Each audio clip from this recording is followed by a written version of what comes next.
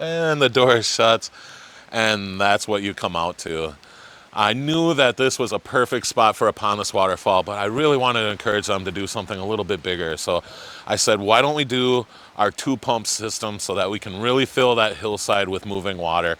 By doing the larger system with the two pumps, we were able to do a larger pond liner, which made it so we could use bigger boulders and really fill in that width, that whole area with moving water. I mean, if you look in certain spots, there's water that expands over 6 feet wide and really gives you a lot to look at. By using multiple pumps, we have a really good water flow so that we can get rich sound throwing up towards the house, but we're able to split the water and still maintain some really cool water features with impressive flow. So that's one of the reasons we elected to do the double pumps here.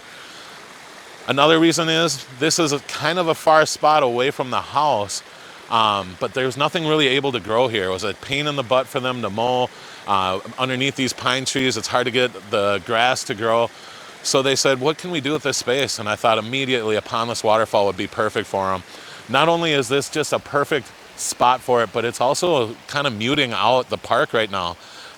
There are baseball games happening on the park right now as I'm here, and you can't even hardly hear them because of the sound of the running water here. I think it's a perfect setting. And then to come back, and again, I love coming back and seeing that our clients are putting their love and care into their water feature. You can just tell how much they love their water feature by how much they've been planting it, and then they're protecting their plants from the deer and the rodents so that they can have a chance to thrive. I mean, it's looking awesome. We put this in about 3 years ago, and you can see this creeping Jenny really creeping in and start growing in and hiding that gravel and growing up over the rocks. In a couple more years, it's going to even look better as it keeps growing in. This is going to be a good candidate for us to get some water plants in there too, because the water has already discolored a lot of the rock.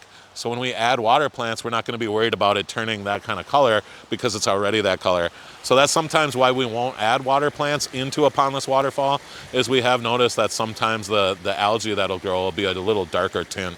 So adding water plants here is going to be a perfect addition because we've already got that tint and things are going to just blend in really nicely.